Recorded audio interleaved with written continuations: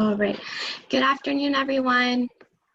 The AAPC is proud to present this virtual seminar, Mastering Your Text Messaging Program.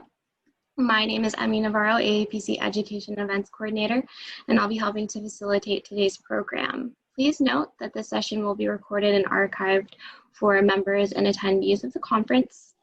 Today's presentation will last about 1 hour and includes time for questions. You can queue up a question for us at any time by submitting it in the chat on the right-hand side of your screen, or by using the Q&A feature in the Zoom platform if you're joining us directly in the call. And now, without further ado, it is my pleasure to introduce today's moderator, Principal of the Sexton Group and AAPC Board Member, Jamie Sexton. Thank you, Emmy. I really appreciate it. Thanks everybody for joining. My name is Jamie Sexton. I'm president of a firm called the Sexton Group. We do phones and texts and all that kind of fun stuff. And having done this for a while, I thought it was only prudent that it'd be fun to moderate this discussion. We're going to hear from folks on both sides of the aisle. We're going to hear from folks from Bill Rainey, our attorney who helped us with the Supreme Court case we had just a few months ago. And we're going to be able to take your questions. We're here to take questions from the very basics to as techie as you'd like to make them. So I'd like to throw it right now. I'd like to throw it over to Bill Rainey. Bill has a video he would like to show, and we'll take a look at that, and then we'll go from there.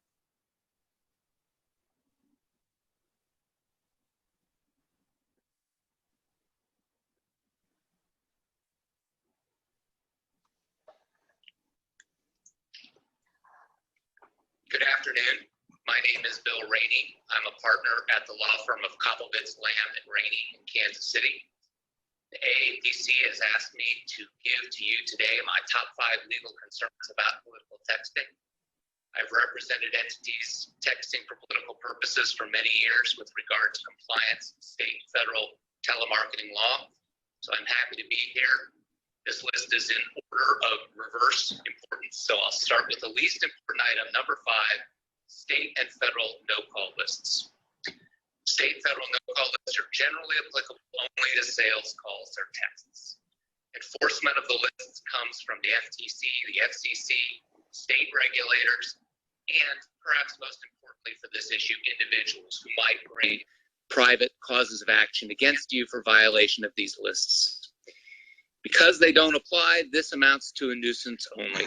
If you get a letter from a regulator saying your text might have violated a state or federal do not call list, you need to respond promptly to it. Similarly, if you get a complaint from an individual that your text violated a no-call list, you need to respond politely that you'll no longer text that number. But generally, there is no claim. There could be no liability. This is nuisance only. You just need to respond promptly to inquiries from individuals or regulators on this topic. Which brings me to number 4, state trespassing laws. This again is a nuisance level issue. There are individual private plaintiffs who will allege violation of various laws, including trespassing laws, in an effort to increase the size of their claim against you. I once had an individual in the state of Ohio who is infamous, who claimed $80,000 in damages from one call. State trespassing laws are often a way that individual plaintiffs will attempt to increase this amount, but it is a nuisance claim only. They generally do not have a claim, and the response should be prompt, polite, remove the person from the list, but their trespassing claims generally have no validity. Which brings me to item number 3, federal and state election laws. These laws definitely apply to your texts on behalf of political candidates or for other political purposes. However, as a service provider, compliance with these laws generally is not your expertise, and it is a matter of contract, assigning responsibility to your client that their use of your services comply with those election laws, whether that be a disclosure of who paid for the list, for the text, or who sponsored the message, approved the message, etc. Your contract should allocate responsibility for compliance with these sorts of laws to the client, and fairly compliance with the other laws that we're talking about to you. Item number 2 begins the area of true importance. The Telephone Consumer Protection Act and the list provenance, the numbers that you are texting pursuant to a given campaign. The TCPA, which is the acronym for the Telephone Consumer Protection Act, prohibits texts, even political texts, to cell phone numbers without prior express consent if you are using an automatic telephone dialing system or for the purpose of telephone calls, a pre-recorded or artificial voice. There is no exception for political calls, even though it's a consumer protection type statute, generally applicable to sales. So if your client is telling you to use a pre-recorded message or to automatically text a given list, you need to verify that that list has provided prior express consent to that candidate. It can't be to a different entity. It can't be a list of registered voters. It has to be prior express consent, and that is a legal issue you should verify with your counsel. The final and absolutely most important concern about political texting involves the capacity of your system to send those texts. As you know, the FCC recently made a ruling with regard to peer-to-peer texts, saying that they are not subject to the TCPA cell phone call ban. That ruling will protect you only if your dialer is not an automatic telephone dialing system, as that term is defined by the FCC and the Telephone Consumer Protection Act. For your system to not be an automatic telephone dialing system, it has to lack the capacity to dial without human intervention. For peer-to-peer texting, that means at least one human click per text, and the system does not have the capacity to text without that human intervention. If you do not use an ATDS, the TCPA cell phone call ban does not apply. This is an area of great importance because damages under the statute can exceed $500 per text, which quickly adds up to a lot of money and is absolutely of vital importance that you verify that your system is not an ATDS if you intend to rely on that exemption.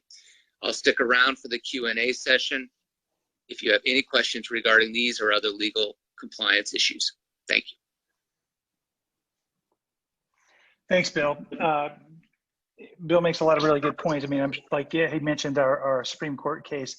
For most of us, it's now known as the flush herd around the world, but that's for a longer conversation. What I'd like to do now is we have our panel for the rest of the hour. We have 2 people from committees, and then we have 2 consultants. So what I'd like to do is I would like to introduce Krishna Godiwala. She's the founder partner of TechSurge, a progressive minority-owned firm, and Nicole Schlinger, who's the founder and partner at Campaign Headquarters, a GOP firm that does peer-to-peer texting. Let's start with Krishna. Say a few words about you and your firm, and then we'll throw it to Nicole. Then we'll throw a question at everybody. Great, thank you, Jamie, and thanks for having me here today. My name is Krishna Godiwala, and I am the co-founder and partner at TechSurge. Like Jamie said, we are a progressive, full-service, peer-to-peer texting firm. So basically what that means is that we offer not just the platform, but we serve as the client's admin.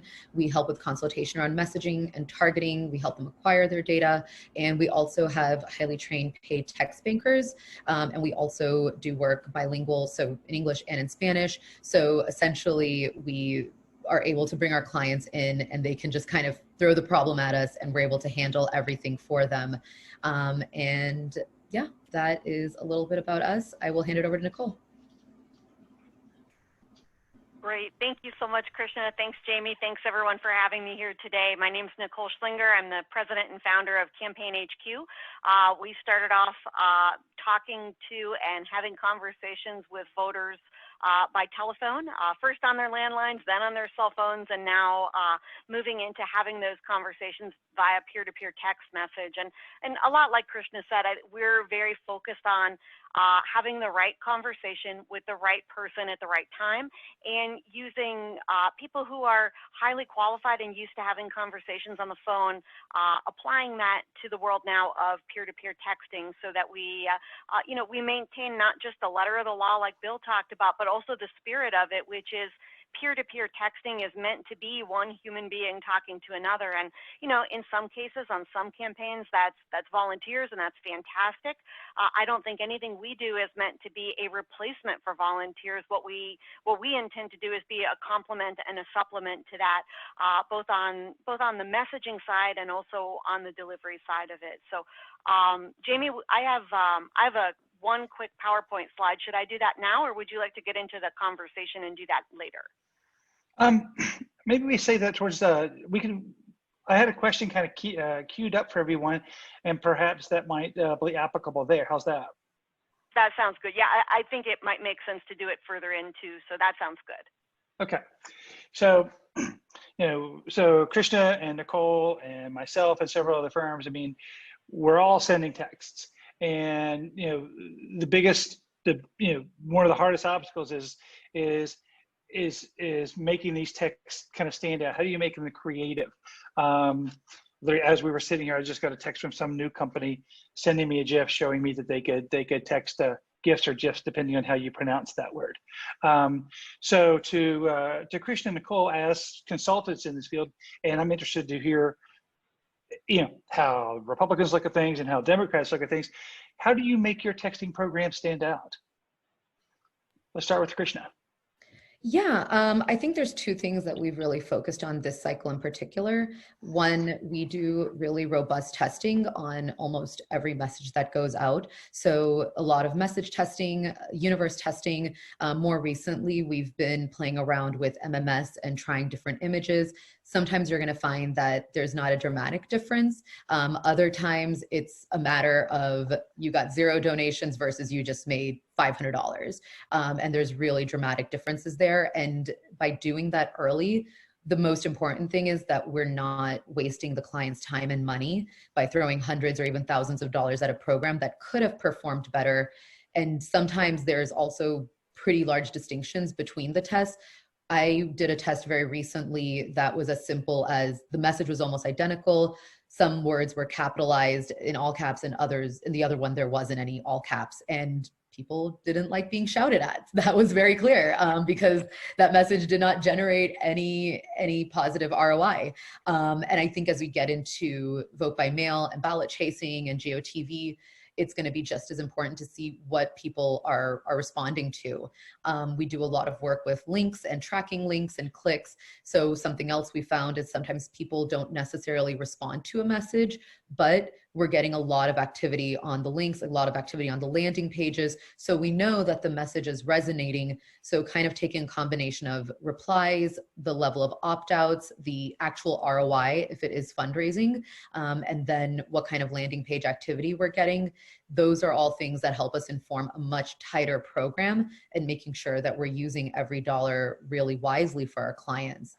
The second thing that's been really important this cycle is we, very early on, we kind of fell right into this, we didn't know really what to do with COVID, and it brought on a whole range of socioeconomic challenges for voters and donors. And I think it's been really important along the way that we've been working with clients and reminding them, like, these are still people. It's not just also COVID. Right now, we've been seeing for the past several months, there's been a number of protests and racial justice tensions. And so people have multiple things happening. And it's really critical that we also time our messaging correctly, that we're not appearing insensitive, that we're not appearing tone deaf. You don't want to be sending people messages asking them for money when they are out of work, when they've lost their jobs. A lot of people were donating to social justice organizations. So really being able to kind of figure out when we need to meet the moment, when we need to revise our messaging, and when we can go business as usual, and then when it's best to just go silent and not say anything, so that you don't end up being the campaign that's being tweeted about for not knowing that there's a pandemic going on outside. And I think those two things combined have really helped us send out more quality messages, and also in a time when just generally a lot of people are getting texted from all these different campaigns and organizations, making sure that we're minimizing any negative emotions towards the client. Great. One kind of point on that, I was watching CNBC a couple of weeks ago, and one of the contributors there said the businesses that are surviving now and are the ones that took small parts of the business of their portfolio of services they offer and made them major parts of their portfolio. And when I mean that, it's part of it is dumb luck, like finding somebody who wants to do a lot of teletown halls, for instance. But it's also, to Christian's point, it's also getting creative within your medium and figuring out what's working and understanding the sensitivities of the pandemic, the economy, the Hurricane Laura going on right now. I mean, our firm just shut down a big program in Louisiana yesterday because of the hurricane. So understanding those things is understanding that kind of environment, and then being able to think and figure out what works for your clients in that environment is key. Nicole, what's your take on all this? Yeah, absolutely. I think although we're on opposite ends of the political spectrum, I think Krishna and I think very much alike in terms of how we approach talking to people and messaging to people. The first thing that I would say is, I'm astounded the number of times people come to us and, if you want to get engagement on a peer-to-peer text, ask someone a question. You can't expect them to respond to you if you don't ask them something. So we focus a lot on personalization, making sure, yes, it's important to use people's first names, but it's also good if you can use the name of their town, or how much they donated before if it's a fundraising appeal, or their voting location if you're trying to get them out to vote. We've done a lot of work with MMS, with GIFs, with images, with MP4 videos. We actually, if it's okay, I have a few examples of this, which I'll show in just a second. We had a candidate for a county office, and this is a person who never in his life would have been on broadcast TV, running in a primary that was in the first week of June. And obviously the guy can't go door to door. He can't have any events, and he's not going to be on broadcast TV. Well, the guy stood in front of his fireplace with his wife, his wife holding an iPhone, and the guy recorded a 20-second message. We sent it to every voter in both parties in his rural county, and the response he had on this was absolutely amazing. So all of a sudden you have people who don't think they can do, quote, a commercial, doing a commercial because they're doing a 20-second MP4 on their phone. And we're not talking about super polished stuff. We're really talking about things that are authentic and straight from the heart. It was the kind of appeal he would have given if he was able to go door to door in a normal time. And then last but not least, we've worked with, in our testing, quite a bit with long messages and short messages. And does making the message longer help? Does making the message shorter help? What kind of abbreviations can you get away with that people will still understand before you're texting like you're a 15-year-old and those of us who are old enough to vote don't understand what you're talking about? Actually, I've got a couple examples of it real quick.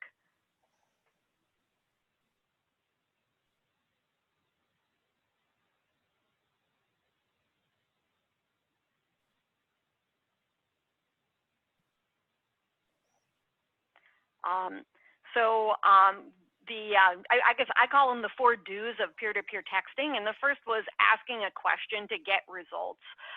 If you don't ask people something, they really can't respond to you. So, messages that say your gift will be 600x matched, you haven't responded, and have no personalization in them and no call to action. I think that those are meant for volume and not necessarily for the quality of the response. And when people respond to you, you should respond back to them. And to me, that applies whether you're hiring someone, you're hiring a firm to do this, or you have your volunteers doing it. The second thing is watching out for abbreviations. I think that if it's a number or it's something that you can pronounce, it will make sense.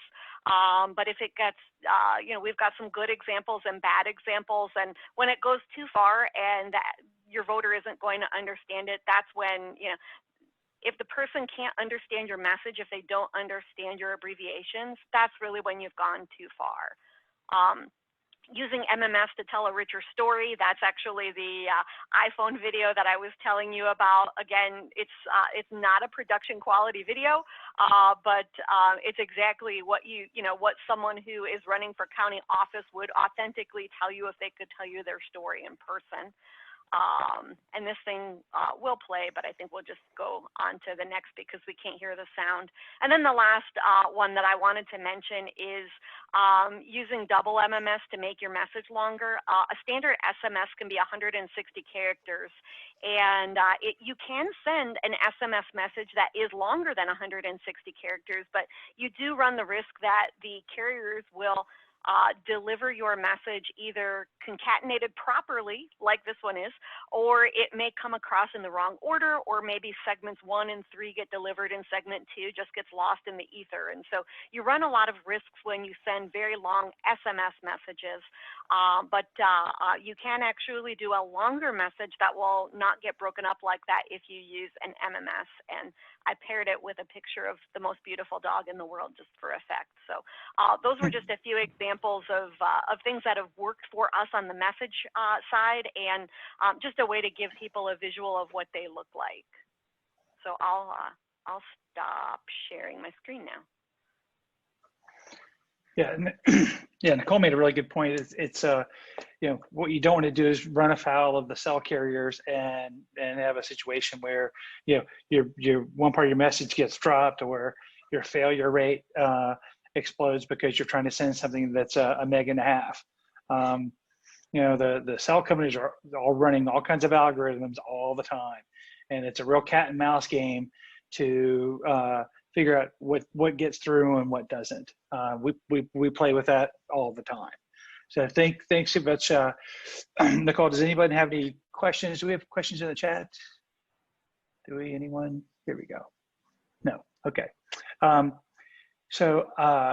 Now we'll throw it to the more of, I guess it would be the official side of things in terms of the parties. We have Edith George. She's the political director for the Republican State Leadership Committee. When I was doing a little research on Edith, I found out that she's did a lot of work. Is from New Jersey and has done a ton of work in New Jersey. And having done a lot of work in New Jersey, we've probably been on opposite sides of each other. So I've been looking forward to hearing her insights on whether it's work there or her work in New Mexico, and her new role at our SLC. Then we have Patrick Stevenson. Patrick serves as the Chief Mobilization Officer at the DNC, where he oversees the digital and marketing programs. I'm interested. It seems like reading Patrick's background, it's a little focused on fundraising, and that's one area as my firm we've never really got into. We stuck mainly with the advocacy and the persuasion space. I'm really interested to hear about that. So I'm going to throw it to Edith, and she can introduce herself, and then we'll go from there. Thanks so much, Jamie. I think to give a little background on myself, been involved in politics for about 12 years now. Done national, state, very local stuff. And I'll tell you what, texting is the future. I say that as someone who is constantly on their phone. I'm on my phone right now.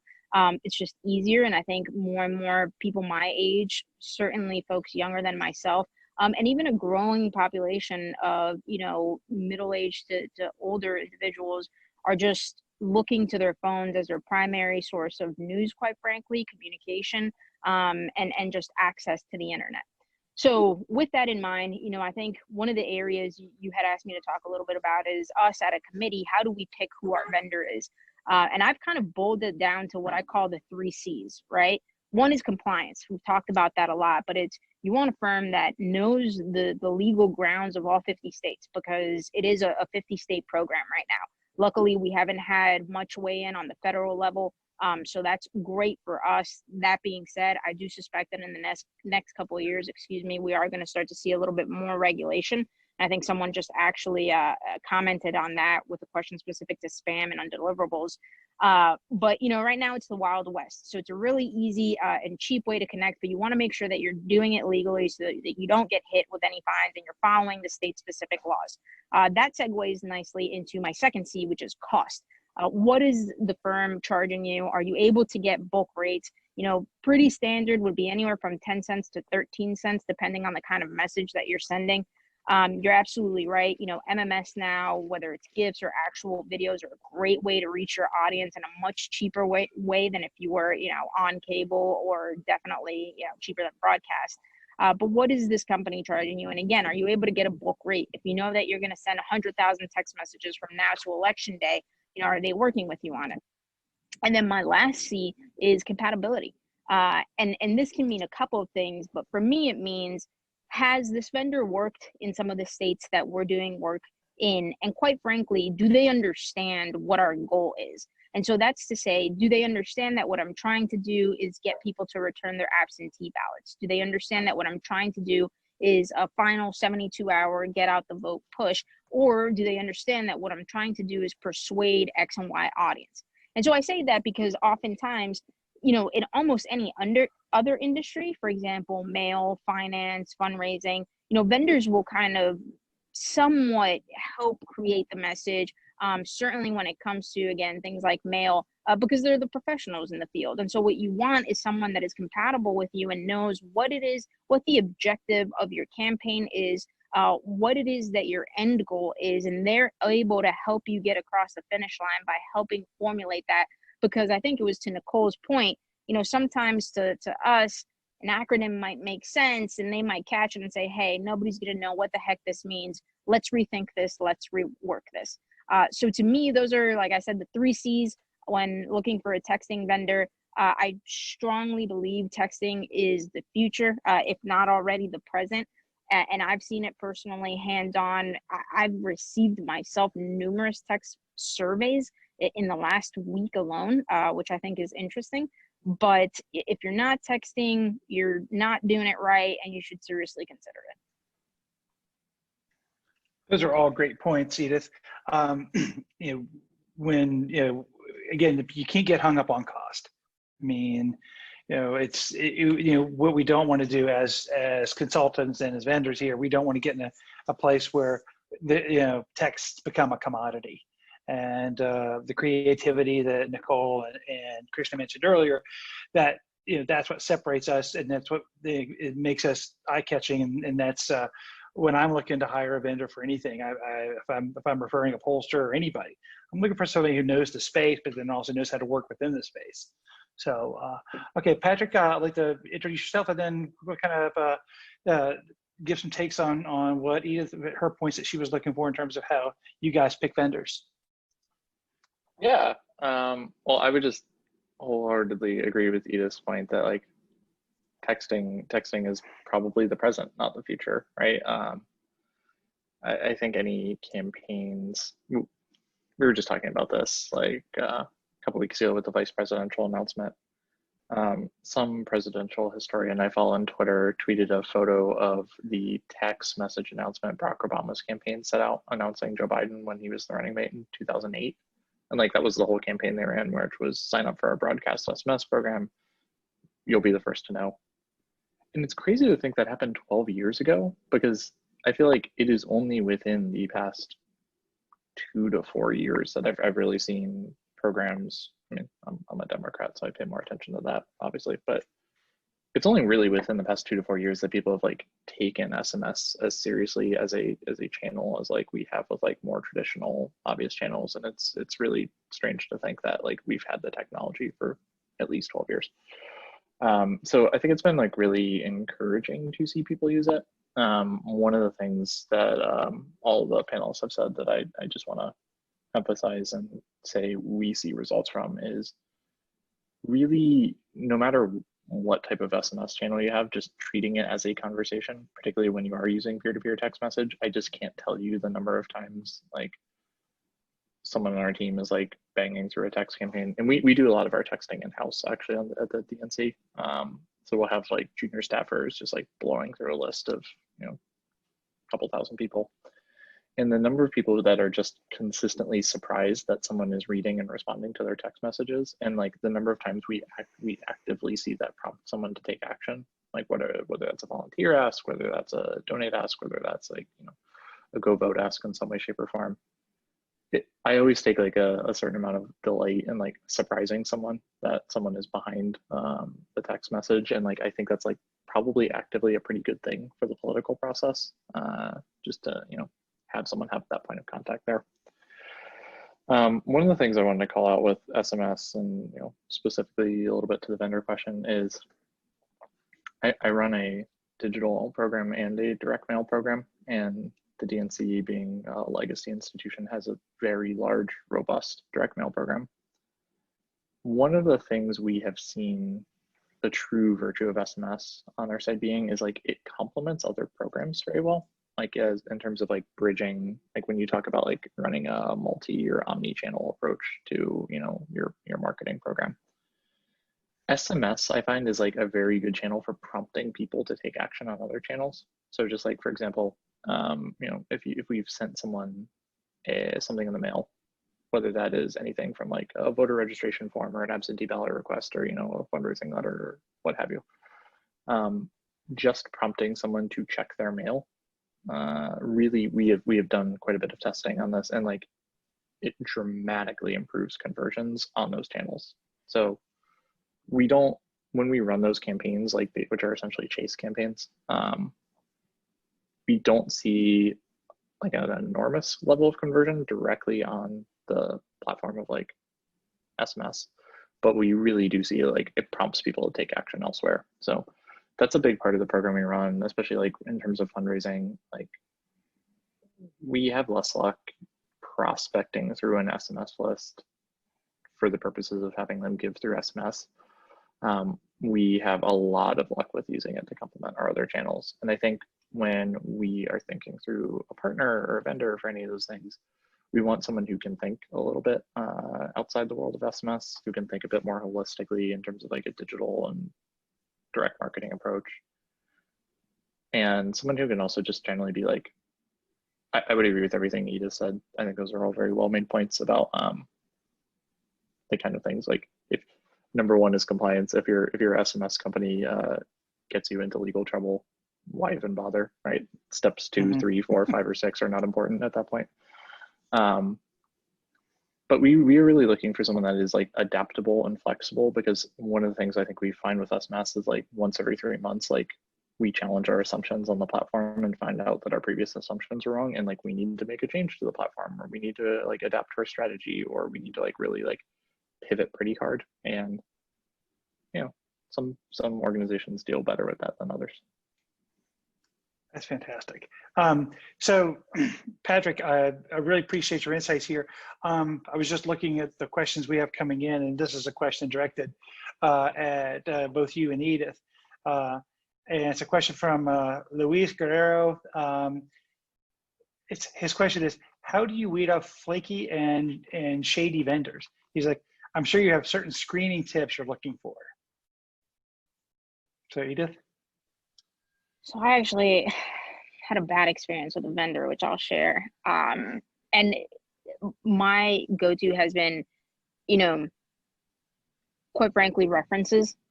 I am very reluctant to, you know, it's not to say that I wouldn't do it, but, you know, if you don't have at least 1 or 2 references that I know someone that either, you know, works on the committee, knows them, then I'm a little hesitant. And the reason being was, you know, we did a project not too long ago where the text messages came in as SMSs, and I'm not sure which one of you said it, but someone mentioned it, where they came in different order.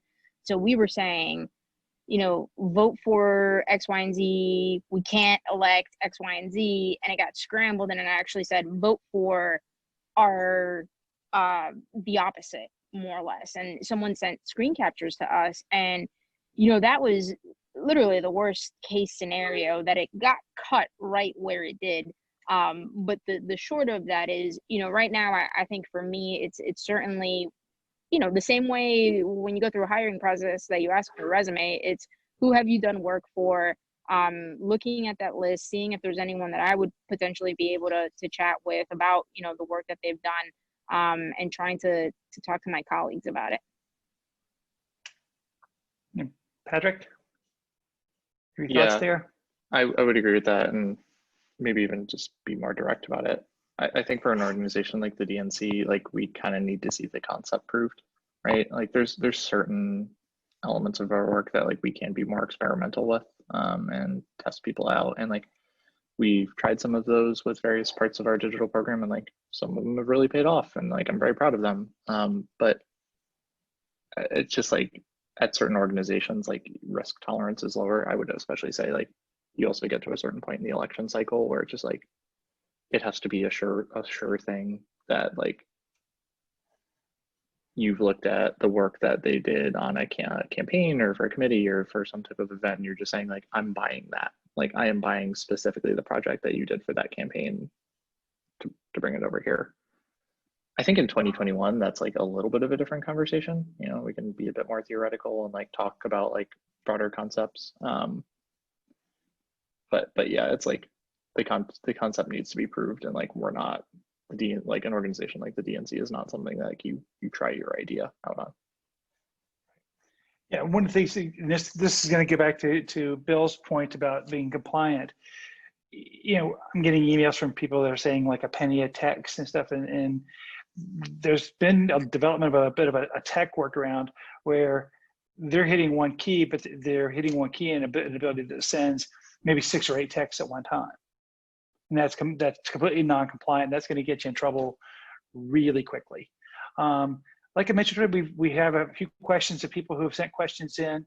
I think the next couple of questions are a little more geared towards the entire panel. And then when we put together our little kind of run of show for the day, I had one subject that I wanted everybody to hit as kind of our final subject that we'll get to in a few minutes on diversity.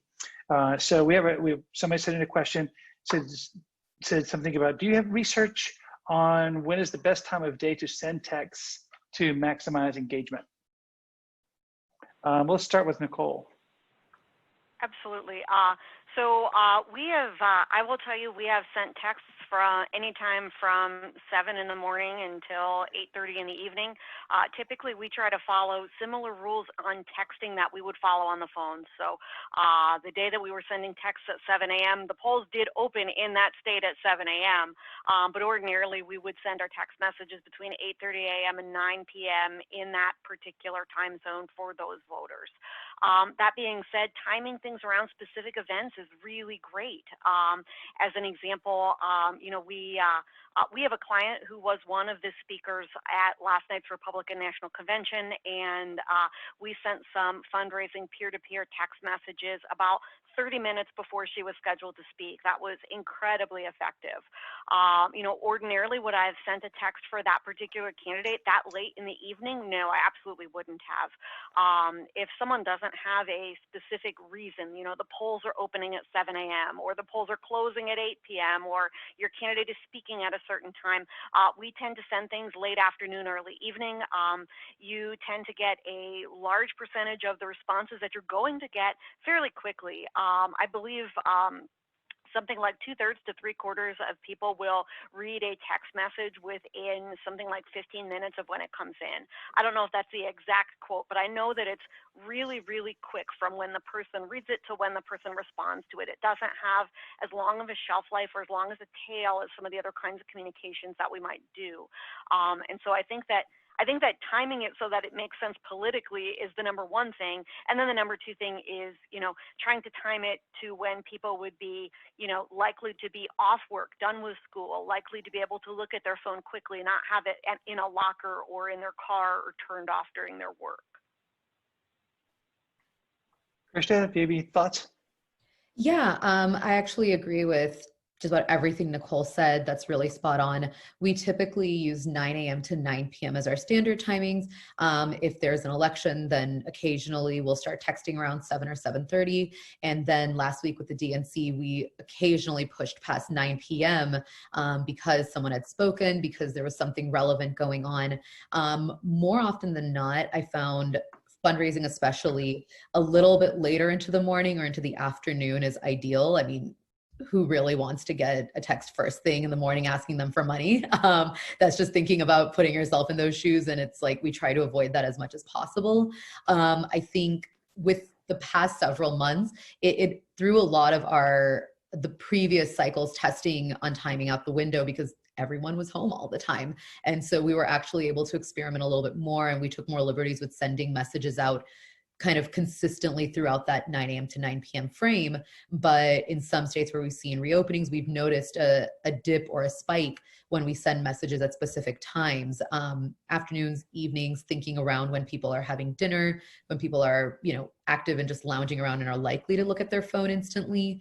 That said, we've also seen with kind of the 8 to 9 p.m. window, we would get late returns the very next day, and people would just, maybe in the evening they didn't want to get any kind of message or they didn't want to engage.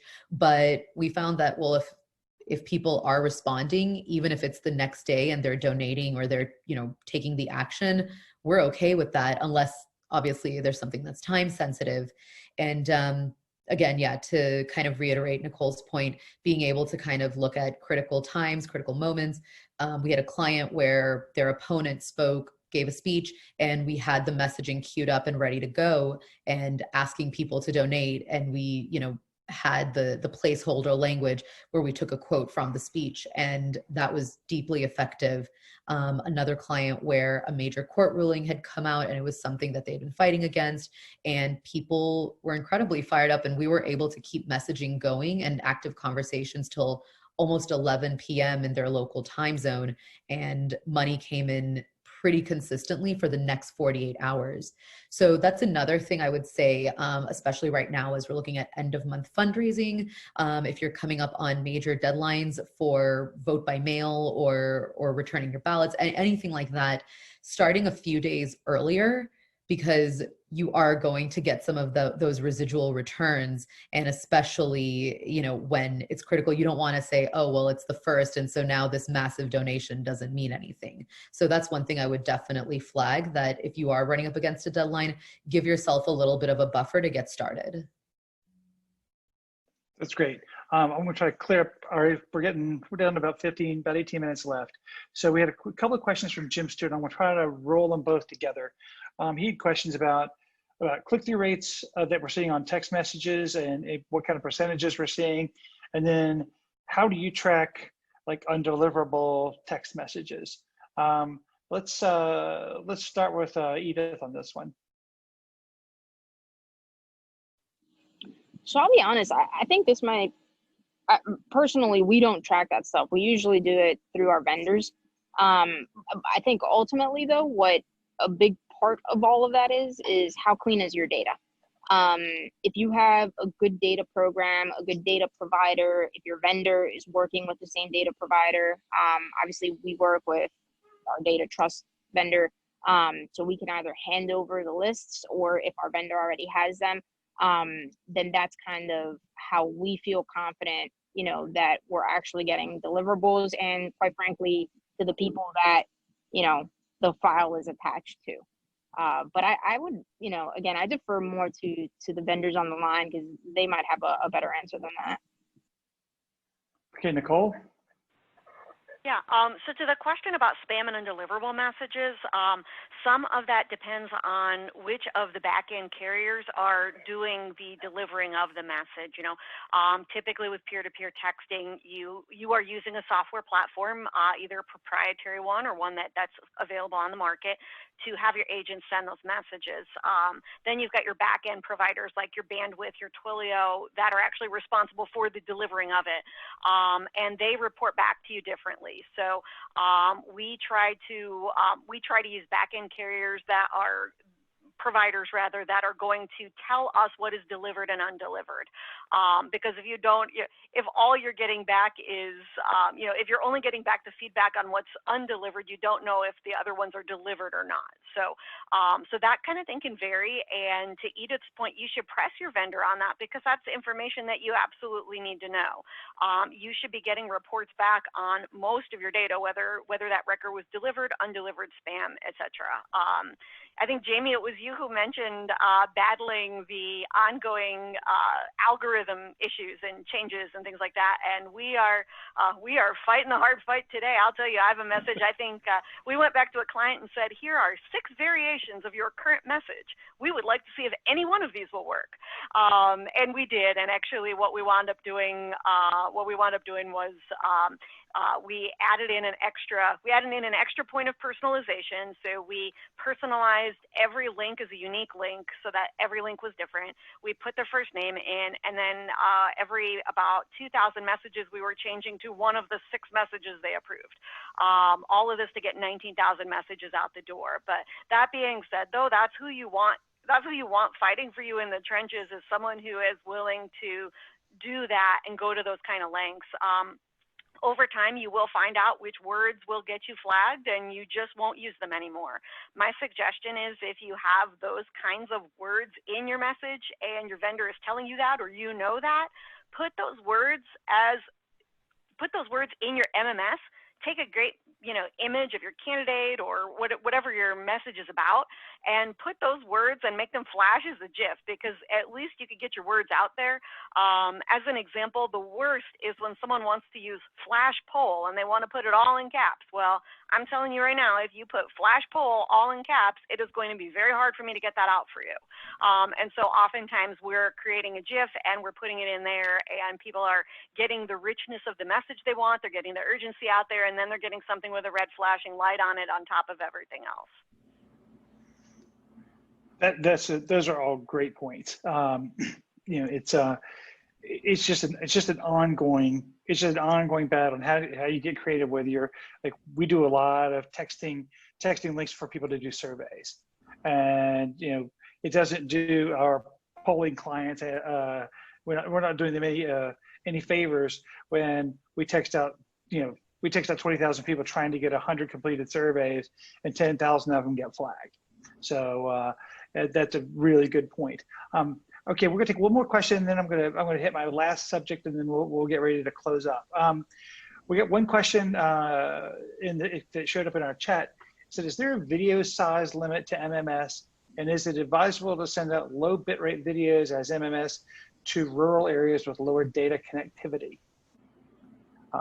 I just want to throw that out. Who wants to jump in? I think it's a Patrick question. Oh, that's pretty technical for me. I do not know the answer to that off the top of my head.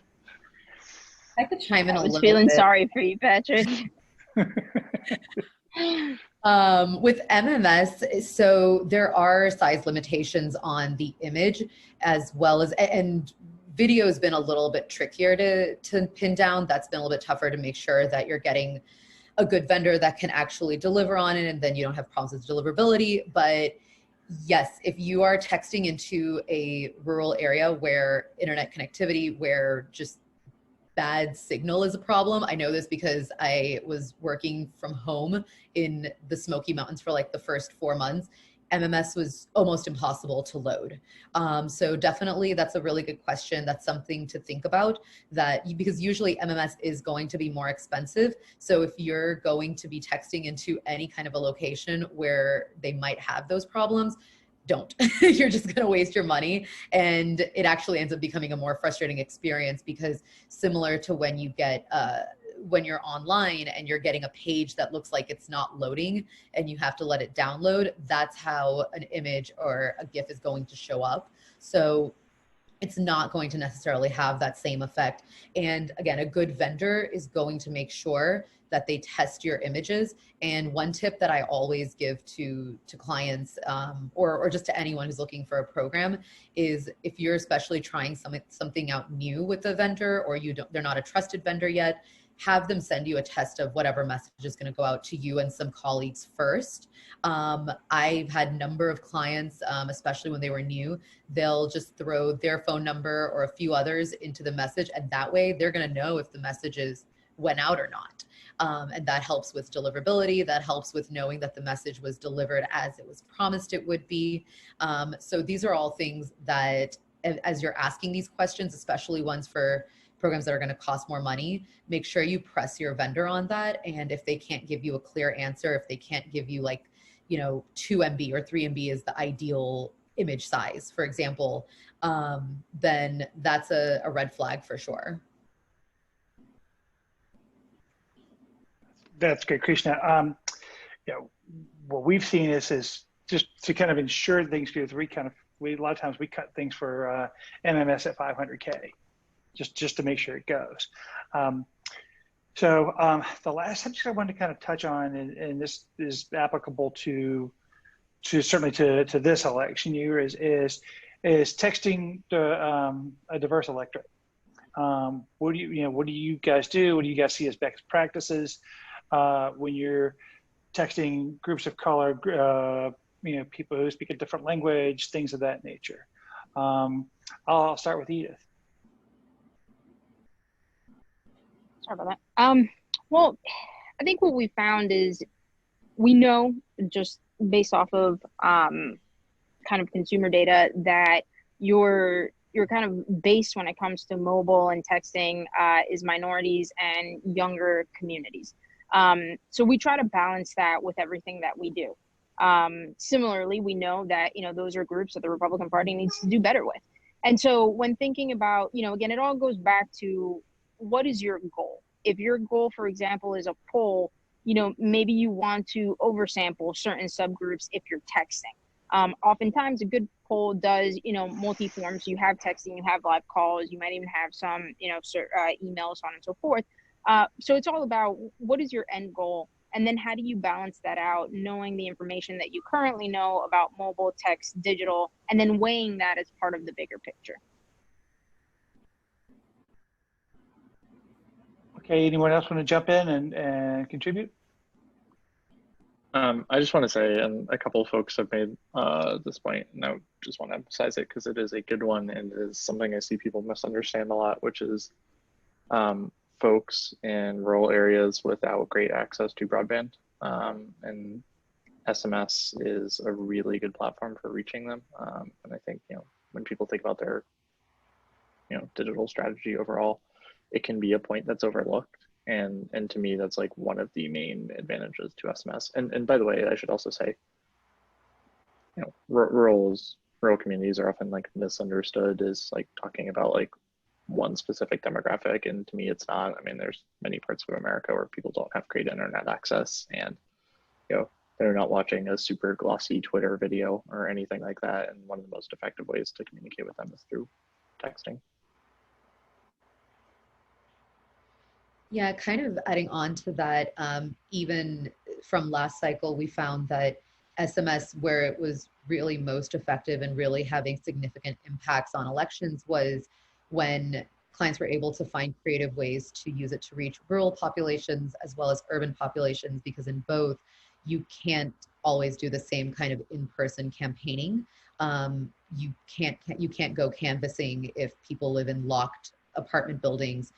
Those might be the same populations that don't have landlines and they only ever have a cell phone. So SMS is the way to reach both. And another piece, kind of when you're thinking about reaching communities of color, communities that might speak different languages, this was an example that I saw very early on, and it's kind of been a guiding thing that I've always kept in mind. We had a client that was texting into a predominantly Chinese American population, and some of the people receiving messages were actually offended that the assumption was that they didn't speak English. So little things like that. I think if you're going to do that type of undertaking, it's just good form to really understand who you're targeting, to understand the best way to communicate with them, to test messaging with them, and to see how they actually prefer to receive that messaging, whether it's language, dialect, because you can very quickly end up having the opposite effect and you can actually turn voters off. So, and I think that fear has kept a lot of campaigns and organizations from running these programs as robust as they should. So I think finding the right consulting partners, the right vendors, and kind of the right data partners, especially, and making sure that you're actually getting, you're being informed by the right people to make sure that you're able to run it well. And I think it can have incredible impact because a lot of these communities typically rely on very organic in-person gathering. When you're talking about community centers, you're talking about places of worship.